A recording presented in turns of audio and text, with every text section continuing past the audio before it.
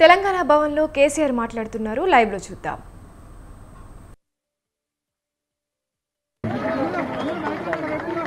ఈ వేదిక ద్వారా మనం మాత్రమే శుభాకాంక్షలు తెలుపుకోవడం కాకుండా మనకు స్ఫూర్తి ఇచ్చి మన వెంట నడిచి రాష్ట్ర ఆకాంక్షలు సాకారం చేయడంలో మన వెంట నడిచినటువంటి 50 మంది తెలంగాణ ప్రజలకు కూడా ఈ సందర్భంగా నేను హృదయపూర్వక దశాబ్ది ఉత్సవ శుభాకాంక్షలు తెలియజేస్తా ఉన్నాను. సెటిల్ కావాలా వెళ్ళేందుకు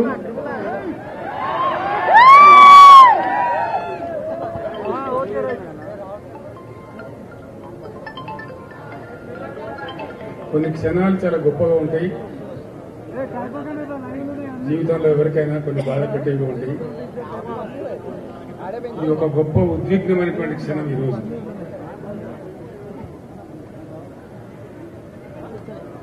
(1999) అంతకు ముందు కాలంలో తెలంగాణ అనుభవించినటువంటి బాధ,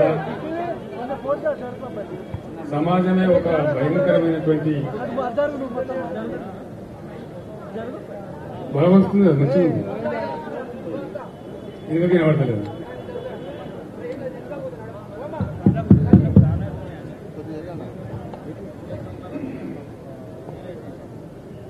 ఊహించుకుంటేనే కొంచెం ఇప్పుడు కూడా దుఃఖం వచ్చేటువంటి పరిస్థితి. యావత్తు తెలంగాణ, ఇంచుమించుగా మొత్తం తెలంగాణ వరుస కరువులకు, వలసలకు, కరెంటు కోతలకు, ఆత్మహత్యలకు, చేనేత కార్మికుల ఆకలి చావులకు ఒక భయంకరమైనటువంటి దృశ్యంగా చాలా చాలా బాధ కలిగించేటువంటి, భరించలేనటువంటి అమానుషమైనటువంటి ఒక పరిస్థితికి లోనైన తెలంగాణ. నేను కూడా ఆ రోజు అధికార పదవులలో ఉన్నా. మంత్రిగా పనిచేసిన, ఎమ్మెల్యేగా పనిచేసిన, చాలా సుదీర్ఘకాలం పనిచేసిన.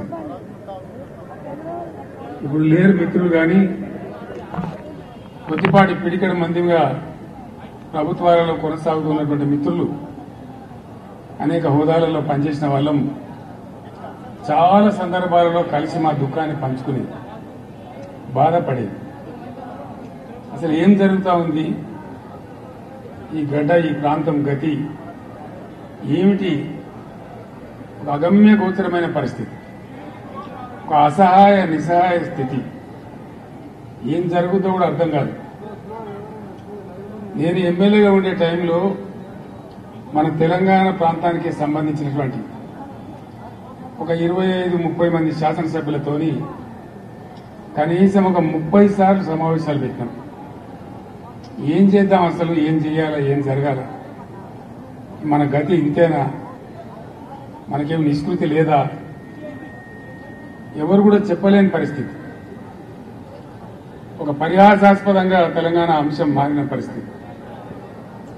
ఆ రోజు కరెక్ట్ గా సిచ్యువేషన్ ఏంటంటే, ఎవరో కొంతమంది కొన్ని సందర్భాలలో తమ చిల్లర రాజకీయ అవసరాల కోసం తెలంగాణ ఉద్యమాన్ని ప్రారంభించడం, దాన్ని నెలలో, 2 నెలలో, 3 నెలలో, 4 నెలలో నడిపి కాడెత్తేయడం, వేరే వాళ్ళ కంటే కూడా తెలంగాణ వాళ్ళు కూడా తెలంగాణను హాస్యాస్పదం చేసేటువంటి స్థితికి నెట్టివేసినారు. బాబు ఆ ఫోటో ఉన్నాయమ్మా, తర్వాత తీసుకున్నాడు, పట్టుకోను, ఈ టైంలో కాదు కదా, ఆ ఫోటో కూడా పెట్టుకో, నాకు ముచ్చట్టు మాట్లాడుకున్నాక పెట్టుకుందామా దాన్ని. సో అట్లా ఎవ్వరు కూడా తెలంగాణ రాష్ట్రం వచ్చుడు కాదు, తెలంగాణ అంటే మాట్లాడే కష్టం.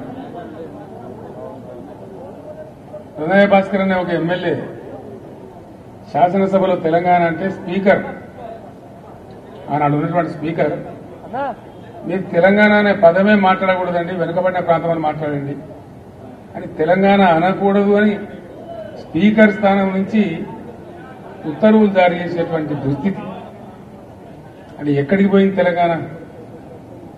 చాలా భయంకరం ఊహించుకుంటే. తెలంగాణ అనవద్దు అని శాసనసభలో స్వయంగా సభాపతి గారు చెప్తారు. So where was Telangana? Very dangerous situation. Pranay Bhaskar Vinay Bhaskar వాళ్ళ అన్న, నేను కరెక్ట్గా చెప్పిన, మీరే కరెక్ట్గా వినలేదు. చాలా దుర్భరమైన పరిస్థితి.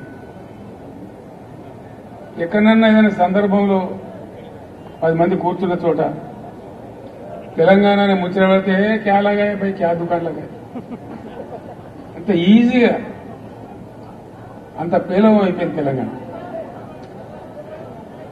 ఎటువంటి బాధలంటే ఆనాడు నా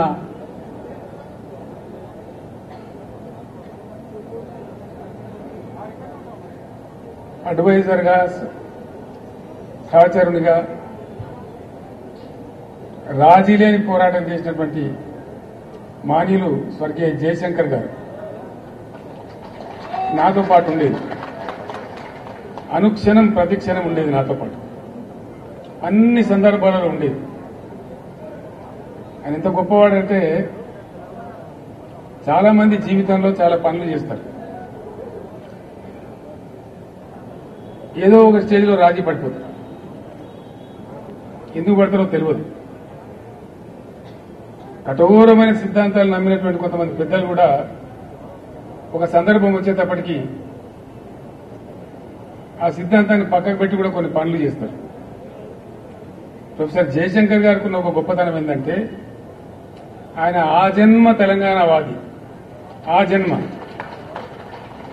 అన్కాంప్రమైజ్డ్ తెలంగాణ ఫైటర్. అన్డౌటెడ్లీ ఎందుకంటే ఒక 14-15 ఏళ్లు సుదీర్ఘంగా ఆయనతో పాటు నేను కలిసి పనిచేసిన కాబట్టి అనేక సందర్భాలలో ప్రయాణంలో కావచ్చు, ప్రస్థానంలో కావచ్చు, చర్చలలో కావచ్చు, ఎంత గొప్పవాడు ఆయన అంటే ఈ టైంలో నేను ఆయన స్మరించుకోకుండా ఉండలేను. అట్లాంటి మనుషులు అరుదుగా ఉంటారు ప్రపంచంలో. ఎక్కడి నుంచి ప్రారంభమైంది సార్ మీ ప్రస్థానం అంటే, హైదరాబాద్ స్టేట్ గా ఉన్నప్పుడు,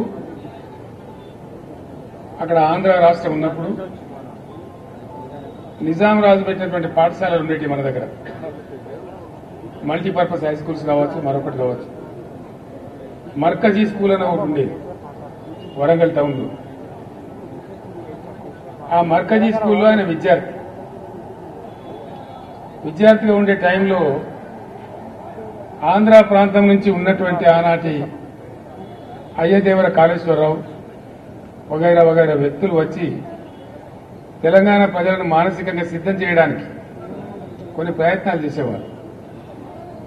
దానిలో భాగంగా ఆయన వచ్చి మీ తెలంగాణ భాష మొత్తం చెడిపోయింది, కులిపోయింది, మీ తెలంగాణ భాషలో బాగా ఉర్దూ ఉంటుంది, మీది స్వచ్ఛమైన తెలుగు కాదు అని ఒక హేళన చేసినట్టుగా మాట్లాడుతూ, మీరు సంస్కరించబడాలి, మిమ్మల్ని సంస్కరించడానికి మేము ఆంధ్ర ప్రాంతం నుంచి వస్తాం అంటే మీరు లేచి జై తెలంగాణ అని చెప్పి పిడికిలు బిగించి రాళ్లు విసిరేసింది. విసిరేస్తే మొట్టమొదటి లాఠీ చార్జ్ అక్కడ జరిగింది వరంగల్ ఆ విద్యార్థుల మీద. అంతకుముందు కూడా ఖమ్మంలో కొంత జరిగింది, కానీ ఇది తెలంగాణ ఏర్పాటు అయిన తర్వాత ఖమ్మంలో జరిగింది. తెలంగాణ ఏర్పడక ముందు హైదరాబాద్ స్టేట్ గా ఉన్నప్పుడు జరిగిన సంఘటన ఇది. అక్కడి నుంచి ఆయన ఏ రోజుకైనా సరే తెలంగాణ తన అస్తిత్వాన్ని కోల్పోకూడదు, తెలంగాణ తెలంగాణగానే ఉండాలి అని మనసులో పూర్తిగా బాగా సంకల్పం తీసుకొని ఆయన జీవితకాలం అంతా కూడా పనిచేసింది. ఎట్లా దోస్తే అట్లా, ఆయనకి ఎంత చేతనైతే అట్లా. ఆనాడు ఉన్నటువంటి ముఖ్యమంత్రి బ్రహ్మానంద రెడ్డి గారు స్వయంగా పిలిచి బెదిరిస్తే కూడా నేను ఊసి చేస్తామంటే చేయండి సార్, మీ చేతిలో అధికారం ఉంది, నేను మాత్రం తెలంగాణ పందా వీడే ప్రశ్నే లేదు అని చెప్పి నిలబడ్డ దీక్ష. అట్లా ఇంక అనేక సందర్భాలు, అనేక బెదిరింపులు, అనేక ఇది. ఒక తీయటి అనుభవం ఏంటంటే వారితోని మరి ఎంత అన్కాంప్రమైజ్డ్, ఎంత రాజీ లేని పోరాట పంద ఉన్న వ్యక్తి అంటే, సరే జరిగింది, జరుగుతా వచ్చింది, చరిత్ర అంతా జరిగింది, విలీనమైంది.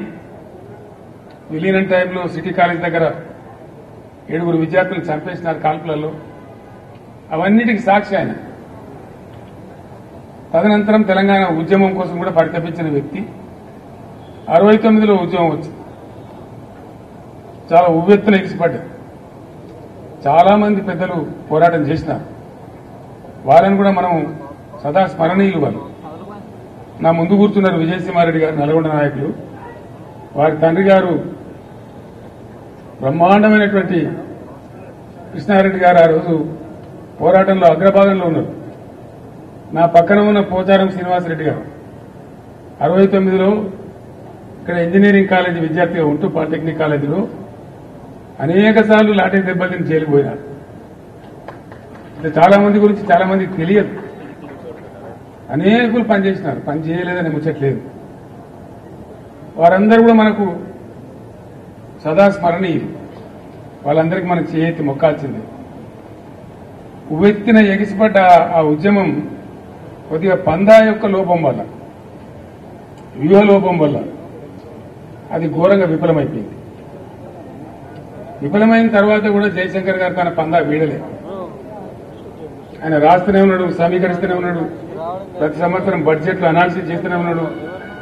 తెలంగాణకు జరిగే అన్యాయాలను రికార్డు చేస్తూనే ఉన్నాడు. ఆ రోజుల్లో కంప్యూటర్ ఉండేది కాదు.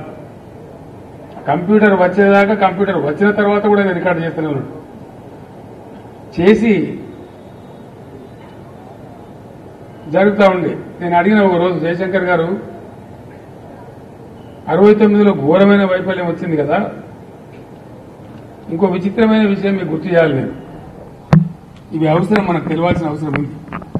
మీరంతా ఈ స్టేజీ పైన కానీ కింద కానీ అతి ముఖ్యమైన నాయకులు ఉన్నారు కాబట్టి ఈ విషయం నేను మీతో పంచుకోవాలనుకుంటా ఉన్నా.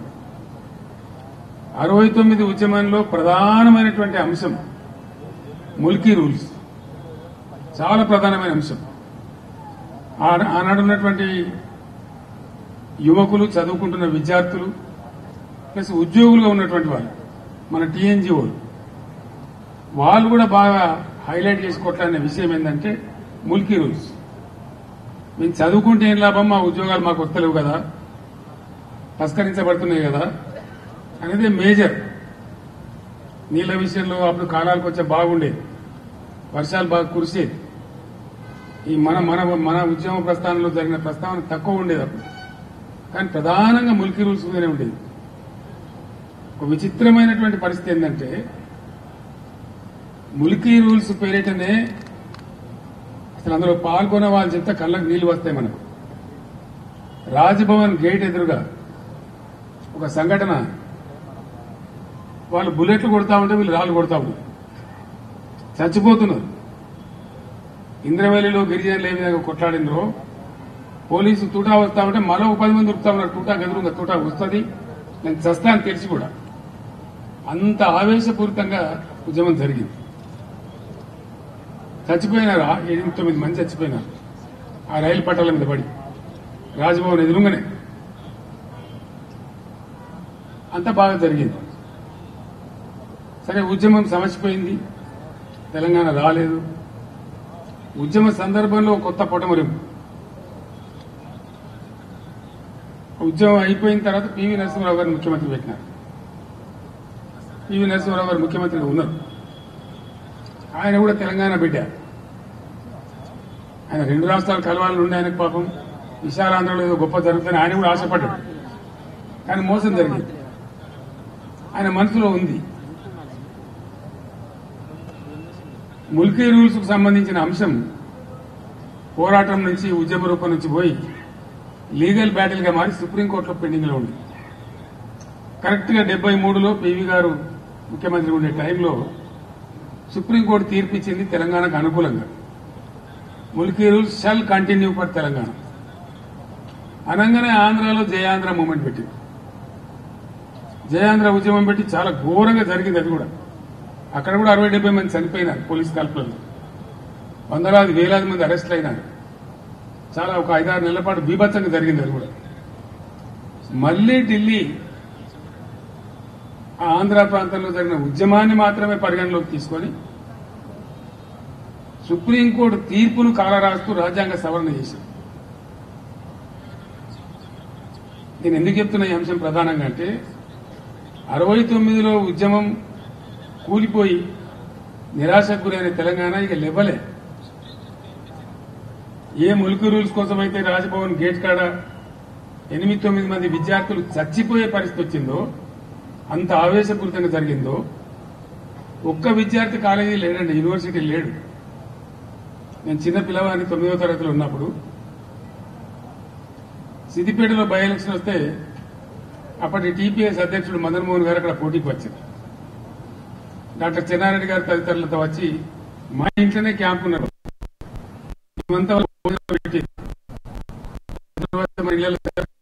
ఇంటి వాళ్ళతో వడ్డిస్తాం కదా, అట్లా వడ్డించండి, చేతితో వడ్డించండి. చెన్నారెడ్డి గారికి, రాజారాం గారికి, రాజమౌళి గారికి, అంజయ్య గారికి, ఆనాటి చెన్నారెడ్డి గారి ఉద్యమ సహచరులు ఎందరైతే ఉండరో నేను వడ్డించిన వాళ్ళందరికీ. అట్లా జరిగింది. ఆ టైంలో ఉప ఎన్నికలు కూడా గెలిచినారు. ఇక్కడ నారం జనార్దన్ రావు గారు గెలిచినారు, సిద్దిపేటలో మదన్ మోహన్ గారు గెలిచినారు, చెన్నారెడ్డి గారి నాయకత్వంలో 14-11 ఎంపీలు గెలిచినారు. అయినా కూడా ఆనాడు ఉన్నటువంటి ఇందిరాగాంధీ కనికరించలేదు. కానీ మళ్లీ అదే ఆంధ్ర ప్రాంతంలో ఉద్యమం వస్తే సుప్రీంకోర్టు తీర్పును కూడా కాలరాసి కర్కశంగా రాజ్యాంగ సవరణ చేసి ముల్కీ రూల్స్ రద్దు చేసినారు. రద్దు చేస్తే కలిగిన బాధ ఏంటంటే ఉద్యమ స్వరూపాన్ని మనం ఒకసారి అనాలిసిస్ చేస్తే ఇక్కడ ఎవ్వడు కుయ్యమల్లే కుట్టుకుమల్లే, అంత నిస్తేజం అయిపోయింది తెలంగాణ. అసలు మాట్లాడిన వాళ్ళు లేడు. ఆనాడు ఆమోస్ గారు అని చెప్పి టీఎన్జీఓ నాయకుడు ఉండేవాడు, టీఎన్జీఓ అధ్యక్షుడు. ఆయనను కూడా చాలా భయంకరంగా వేధించినారు. పీడీ యాక్ట్ పెట్టినారు, ఉద్యోగం తీసేసినారు, ఎక్స్పెల్ చేసినారు, నెలల తరబడి జైల్లో పెట్టినారు. కానీ ఆయన రాజీ పడలే. ఆమోస్ గారు కూడా ఆయన కూడా గొప్ప పోరాటం ఎదురు. టీఎన్జీఓలు నిజంగా చాలా గొప్పవాళ్ళు. ఎందుకోసం అంటే టీఎన్జీఓకు చాలా మందికి తెలియదు ఈ విషయం. బ్యాచిలర్ క్వార్టర్స్ ఉంటారు కదా మొజాంజాయ్ మార్కెట్లో, ఆ బ్యాచిలర్ క్వార్టర్స్ కట్టింది ఎవరంటే నిజాం రాజు. ఆ రోజు టీఎన్జీఓలు పోయి అడిగితే నిజాం రాజు ఒక ఆఫీస్ కేటాయించినాడు. ఎక్కడ? Bachelor quarters. ఇప్పుడు కూడా ఉంది ఆ ఆఫీస్ టీఎన్జీఓ. గాంధీ భవన్ పక్కన ఉండే ఆఫీస్ అని అనుకుంటారు చాలా మంది తెలియక. ఈవెన్ నౌ టీఎన్జీఓలకు ఆ కార్యాలయం ఉంది. సో ఆనాటి ఇవ్వలే వాళ్ళు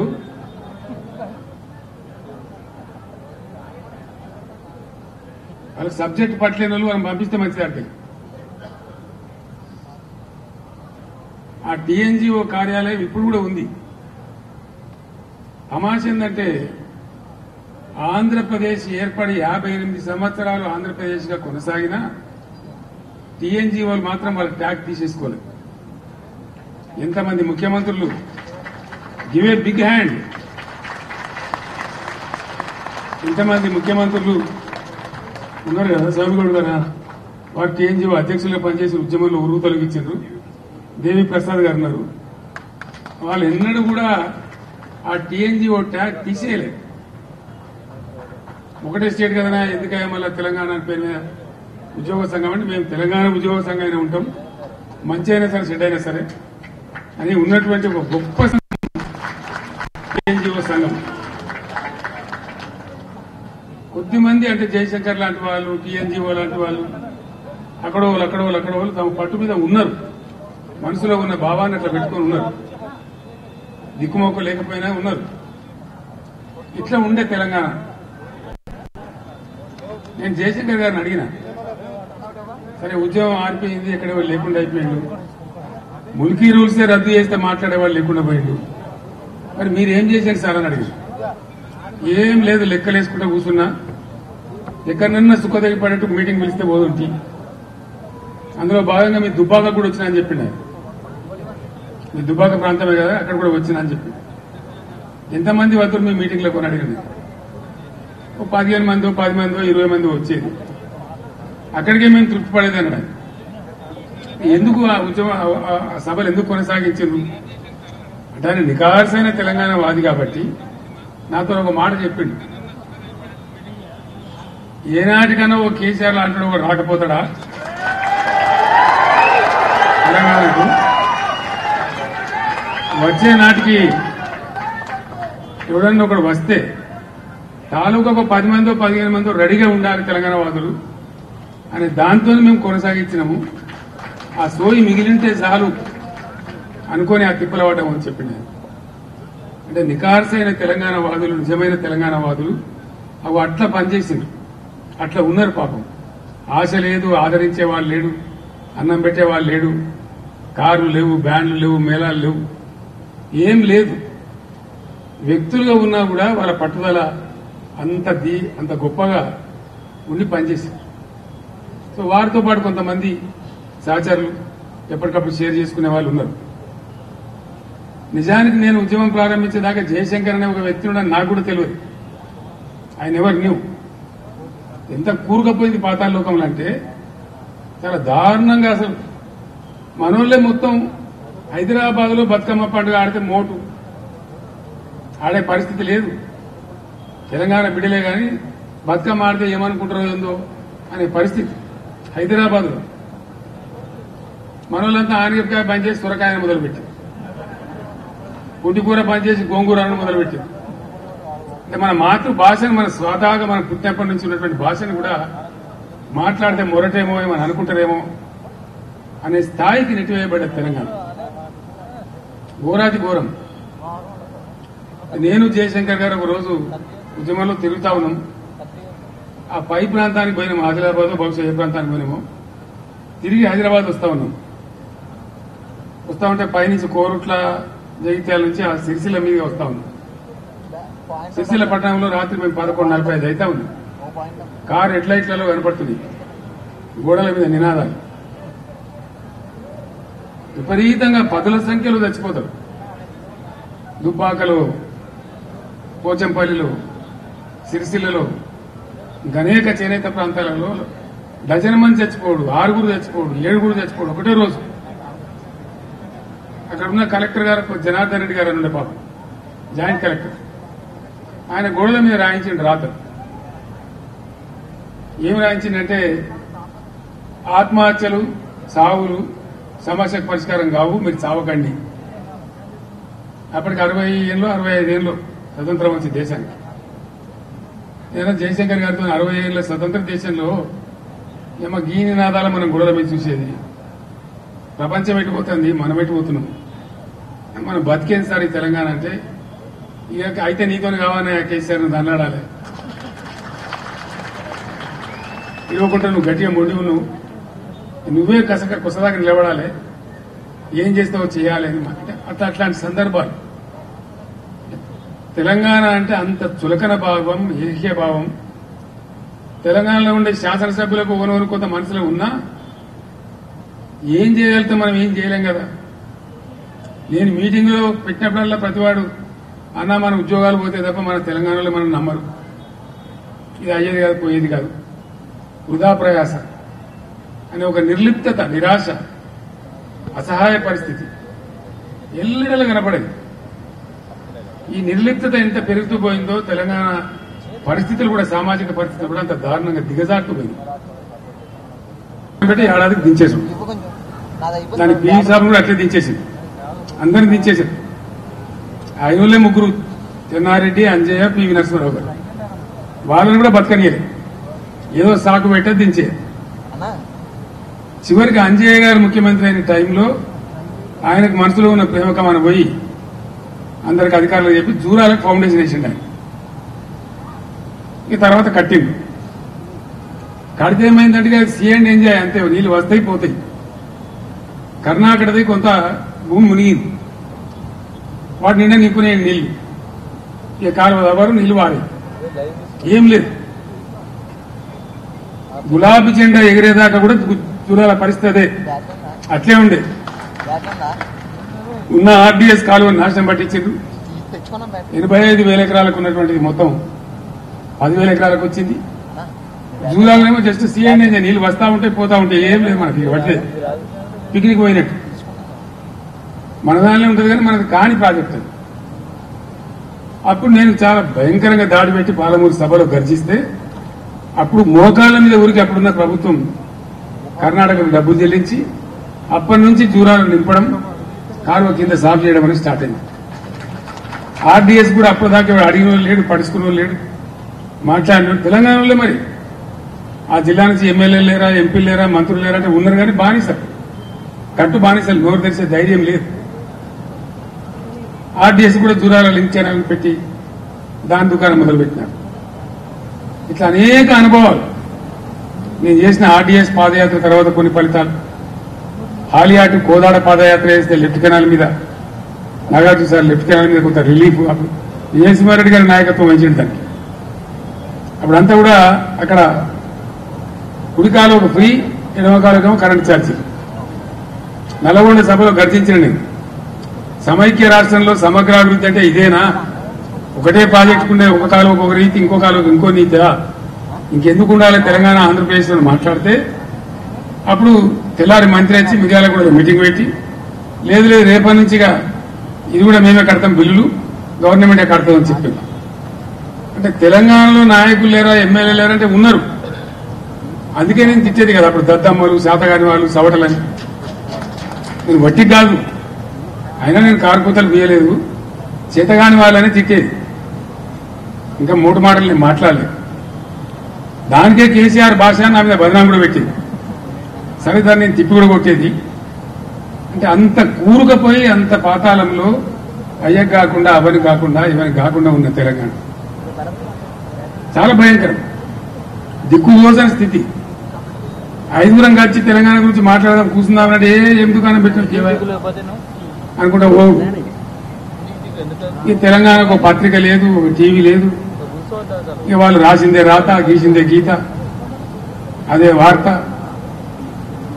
అంత గౌరవమైన స్థితి. అప్పుడున్న ముఖ్యమంత్రి ఆయన అప్పుడే గెలిచిండు, 29 మంది ఎంపీలు, ఆయన ఎన్డీఏ కన్వీనర్, 20 ఏళ్ళు నేనే అధికారం ఉంటానని ప్రకటిస్తున్నాడు. ఆ టైంలో నేను మొదలు పెట్టాలి ఉద్యమం. ఎవడు రాడు, ఎవడు మాట్లాడాడు, ఇక్కడ ఎవడు దిక్కులేడు. అవతల 5 సంవత్సరాలు నెట్ అధికారం నుండే పవర్ఫుల్ ఉన్నటువంటి కేంద్రం కూడా తన చేతిలో పెట్టుకున్న ముఖ్యమంత్రి ఏం తెలంగాణ అంటే గిల్లి పడేస్తాం ఆ లెవెల్లో ఉన్నటువంటి ముచ్చట. ఆ సందర్భంలో చాలా మంది మిత్రులకు తెలియదు, అప్పటి ప్రభుత్వం వ్యవసాయ విద్యుత్ శక్తి ఛార్జీలు పెంచి 3 సంవత్సరాలు వరుసగా 15% పెరుగుతుందని ప్రకటిస్తే బాలమల్లి నా మిత్రుడు రేపు ఉన్నాడు. ఆ బాలమల్లిడా కాడున్నాడు, ఆయన ఈ బాలమల్లి సిద్దిపేట కౌన్సిలర్ ఉండే, తర్వాత పెద్ద నాయకుడు, అది వేరే సంగతి. సిద్దిపేట మున్సిపల్ కౌన్సిలర్ ఉండే, నేను డిప్యూటీ స్పీకర్గా ఉన్నా. ఆ రోజు అంతా విజిటర్లు వస్తే పంపించినాం. చివరికి మేము ఇద్దరమే మిగిలితే ఇద్దరం పోయి లోపల డైనింగ్ హాల్ కాడ అన్నం తిని నేను చేయి చూసుకుంటూ హాల్లోకి వస్తున్నాను. అప్పుడు ఇన్ని టీవీలు లేవు, ఒకే ఒక టీవీ ఉండే, తేజ టీవీ ఛానల్ ఉండే. వాడు రోజు 4 మాటల వార్తలు చదివేది అంతే. నేను వచ్చేటప్పుడు వాడు ఏం చెబుతున్నాడంటే మధ్యాహ్నం వార్తలు చదువుతున్నాడు. దానిలో ఆ వార్తలు నేను ఏం చూసినంటే విద్యుత్ శక్తి ఛార్జీలు ఈ విధంగా పెంచారు వ్యవసాయానికి, ఇక ఆకాశం అది ఎత్తి వెళ్ళిపోయింది. పెంచిన తర్వాత ఇక ముఖ్యమంత్రి గారు విజయవాడ వెళ్ళిపోయిందని వచ్చింది. నేను ఒక 2-3 విలేకరులకు ఫోన్ చేస్తాను, ఏమిరా బాకి ఇట్లా వార్త వచ్చింది నిజమేనంటే నిజమే సార్, ఆ విలేకరుల సమావేశాలు నేను కూడా ఉన్నా. ఇక నేను ఎవరిని కన్సల్ట్ చేయలేదు, అది భగవంతుని ఆజ్ఞలో మరి ఎందుకు తెలియదా గడియేందో. ఎవరిని అంటే నాకు ఇంపల్స్ కోపం వచ్చింది. ఏమైతే సచిన్ ఉన్నాడు, బతికిందో ఉన్నాడు, జో హోతా హోతా దేఖలేంగి అని చెప్పి బాలమల్లు నేను వచ్చిన టేబుల్ మీద కూర్చొని బాలమల్లి లెటర్ ప్యాడ్ తీసుకొని చెప్పి బాలమల్లి తీసుకుని నేను డిక్టేషన్ చేసిన ఉత్తరం రాసిన ముఖ్యమంత్రికి, సంతకం పెట్టాను. టైప్ కూడా చేయలేదు, మ్యాన్ స్క్రిప్టే చేతితో రాసిన ఉత్తరాన్ని ఒక 50 కాపీలు చేసి పేపర్లకు పంపించేసి చెప్పాను. దానిలో స్పష్టంగా మాట చెప్పాను, ఈ విద్యుత్ శక్తి ఛార్జీల పెంపుదల గురించి గతంలో క్యాబినెట్లోనే నేను గొడవపడ్డా, అప్పుడైతే కొంత రాజీ పడ్డాము. ఇప్పుడు ఇలా పెంచిన విద్యుత్ శక్తి ఛార్జీలతో జరిగేది ఏంటంటే ఇక తెలంగాణ రైతు వ్యవసాయం చేయలేడు. ఇక మేము ప్రజాప్రతినిధులుగా ఉండి ఎమ్మెల్యేలుగా ఉండి డిప్యూటీ స్పీకర్ డిప్యూటీ స్పీకర్ ఉండి ఇవన్నీ ఉండి మా కళ్ళ ముందరనే మా రైతులు ఇట్లా బొడి మెడలు విసికేస్తా ఉంటే మేము మౌనం పాటిస్తే మా జీవితాలకు అర్థం లేదు, వేస్ట్ మేము బతికి కూడా. కాబట్టి మీరు విద్యుత్ శక్తి ఛార్జీలు వాపసు తీసుకోండి, లేకపోతే సమైక్య రాష్ట్రంలో మా రైతులకు న్యాయం జరుగుతుంది అనే ముచ్చట వట్టిదైపోతుంది. ఇక తెలంగాణ రాష్ట్రం ఏర్పడితేనే తెలంగాణ రైతులకు లాభం జరుగుతుందని భావించి నేను తెలంగాణ రాష్ట్రం కోసం ఉద్యమం చేయవలసి వస్తుంది అని చెప్పి నేను లెటర్ రాష్ట్రం. సరే తెల్లారి పేపర్లో వచ్చింది, అంటే జరిగిపోయింది. దాని తర్వాత కొంతమంది తెలంగాణ వాదులు నా దగ్గరకు వచ్చింది. నేను లోపల కూర్చున్న ఛాంబర్లో చిట్టి పంపించారు నాకు. ఆ చిట్టి మీద ఏముందంటే 69 ఉద్యమకారులు అని ఉన్నది, పేర్లు రాయాలి వాళ్ళ పాపం. సరిగా నేను లోపల పిలుచుకున్నా, ఒక 5గురు వచ్చింది. వాళ్ళకి చాగిట దాకా మాట్లాడింది. మీరు ఇంతమంది ఉన్నారా ఇంకున్నారా అంటే ఉన్నాం సార్, ఇంకో 20 మంది దాకా ఉన్నాం. అంతే తెలంగాణ అంటే ఎక్కడ లేదు, 20 మంది ఉన్నాం, కలిసి మాట్లాడదాం సార్ అంటే మీరు రేపు రండి, భోజనానికి రండి. పట్టిగా జై తెలంగాణ అంటే తెలంగాణ రాదాయా బాబు, దానికి ఒక వ్యూహము పంద చాలా తెలివి కావాలి. అసలు తెలంగాణ రాష్ట్రం ఈ దేశంలో ఎట్లా ఏర్పడుతుందనే కనీస అవగాహన ఉండాలి మనకు. కాబట్టి రేపు వస్తే మంచిగా విస్తారంగా మాట్లాడదాం, మీరు లంచ్కే రండి అని చెప్పి 50 మందికి అన్నం ప్రిపేర్ చేస్తాం. వాళ్ళు 20-30 మంది వచ్చారు. అందరం తిన్నాం, హాల్లో కూర్చుని తర్వాత మాట్లాడు, సార్ మీరు రావాలి, ముందుకు రావాలి, ఉద్యమం మొదలు పెట్టాలి సార్ అని అడిగిన. ఉద్యమం దేనికోసం, ఏంది అసలు ఉద్యమం అంటే ఏంది, నాకు ఒక క్వశ్చన్ మీరు ఆన్సర్ చెప్పాలని అడిగింది. ఏంది ఇది, స్ట్రీట్ ఫైటా స్టేట్ ఫైటా, రాష్ట్రం కోసం పోరాటమా లేకపోతే వీధిలో పోరాటమా, ఇది తెలుసారా మీరు? స్ట్రీట్ ఫైట్ అయితే నేను ఎందుకు నాకు అర్థం కాదు. ఓ 10 మంది కాలేజీ పోరాటాలు 20 రాళ్ళు అయితే అయిపోయాయి, 4 బస్సులు పడుకుంటే పోలీసు వాడు రానే వచ్చి పట్టుకనిపోయి ఇక లొల్లి స్టార్ట్ అయిపోయాయి, అంతే కదా. దానికోసం అయితే నేను అవసరం లేదు, స్టేట్ కోసం ఫైట్ అయితే నేను అవసరం ఉంటా. మరి ఏం చేద్దామని అడిగినాను. మొట్టమొదటి ప్రశ్నే యూఎన్ లేకుండా పందా లేకుండానే కదా 69 విఫలమైనము. 69 తక్కువ బస్సులు కాలబెట్టినామా, తక్కువ రైళ్లు ఆపినామా, తక్కువ మందిని చచ్చిపోయినామా, తక్కువ ఉద్యమం చేసినామా? చాలా గొప్ప ఉద్యమం అది కూడా. కానీ కొద్దిగా ఆ వ్యూహం లేకుండా పోవడం వల్ల దీర్ఘకాలికంగా నిలబడలేకపోయింది, తొందరగా అయితే అవుట్ అయిపోయింది. మనం అట్లా కాదు, మొదలు పెట్టినామంటే అయితే మనం జావాలి, లేకపోతే తెలంగాణ రావాలి.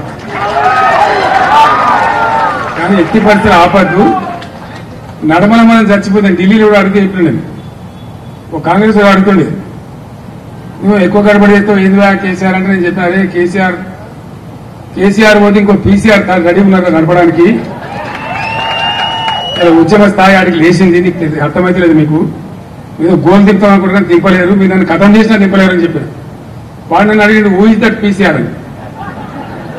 ఊరికి 5 మంది ఉన్నారు పోయి పీసీఆర్లు, ఎవరినైనా పట్టుకుంటావు అని అడిగాను. ఆనెస్ట్లీ ఇదే మాట చెప్పండి. ఊరికి 5గురు అయితే పక్కా ఉన్నారు పీసీఆర్లు, ఎవరిని పట్టుకుంటావు బిడ్డ, ఇలా తెలంగాణ ఉద్యమ స్థాయి అది కాదు అని చెప్పింది. అంటే ఎక్కడనో పాతాళలోకంలో ఉన్న తెలంగాణ, అయ్యకు కానటువంటి అవ్వకు కానటువంటి ఆగమైపోయిన తెలంగాణ ఎక్కడి నుంచి స్టార్ట్ కావాలి? మనకు డబ్బులు లేవు, నిధులు లేవు, పత్రికలు లేవు, మీడియా లేదు. రాదంలో జగన్నాథం కొట్లాడాలి. ఇక మళ్ళా మన తెలంగాణలో జర్ర గిట్లా అనగానే ఉప్పుడు, జర్ర గిట్లా అనగానే సగుడు. అప్పుడే వెంటనే తడపరకిందే అయిపోయింది ఆగమాగం, దెబ్బతిన్న పానాలు కదా. కాబట్టి అప్పటి నుంచి నిజాం కాలం నుంచి జమీందారుల కాలం నుంచి కూడా అనేక బాధలు అనుభవించిన సమాజం కాబట్టి అపనమ్మకం ఎక్కువ, అవిశ్వాసం ఎక్కువ. ఉద్యమం స్టార్ట్ చేసే ముందు మీకు చాలా మంది తెలియదు, ఉద్యమం 2001లో స్టార్ట్ అయిందని మీరు అనుకుంటారు. యాక్చువల్లీ ఉద్యమం స్టార్ట్ అయింది 99. 99 చివరి నుంచి 2000 సంవత్సరం అంతా కూడా బ్రెయిన్ స్టార్మింగ్, విపరీతమైనటువంటి బ్రెయిన్ స్టార్మింగ్. వేల గంటలు. నిమ్మ నరసింహారెడ్డి గారు నా సహచరుడు, మా సిద్దిపేట వాసి, రాత్రి 3 అవుతుండే మాట్లాడుకుంటూ కూర్చుంటే. ఆ విధంగా వేలాది గంటలు ఏంది లైన్ ఏంది, కథ ఏంది, ఎట్లా పోవాలి, ఏ స్టేజ్కి ఎక్కడ చేద్దాం, అట్లా చేరాలంటే ఏం చేయాలి, మన ఎత్తుగడలు ఏముండాలి, ప్రభుత్వాలు ఏం చేస్తాయి అని చాలా మదనపడేది. మదనపడి పాటలు రాస్తున్నాం. పాటల క్యాసెట్ తయారైంది 2000 సంవత్సరంలో, జెండా తయారైంది కూడా 2000 సంవత్సరం.